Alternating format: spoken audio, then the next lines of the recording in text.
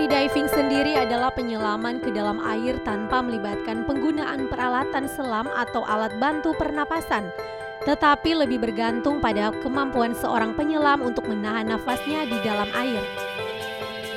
Di Manado, Sulawesi Utara ada komunitas freediving yang dibentuk sejak tahun 2012 dan sekarang sudah memiliki anggota berlisensi sebanyak 25 orang dan 30 orang sebagai anggota pemula.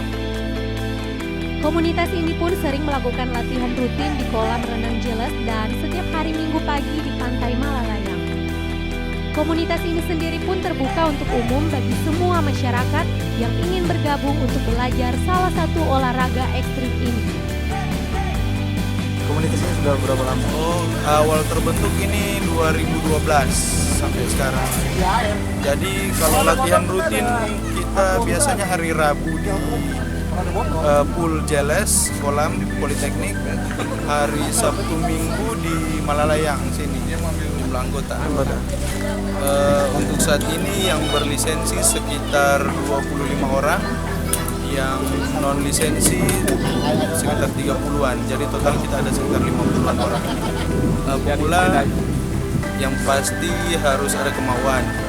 Terus alat-alat dasar snorkeling. What do you see in that spot? Spot for sure is very good. For free diving, it's magnifique. It's good. Tak hanya dari masyarakat Kota Manado, komunitas ini pun sering kedatangan tamu, baik dari luar pulau maupun dari turis mancanegara, untuk sama-sama menikmati keindahan Laut Sulawesi Utara dengan cara yang sedikit ekstrim.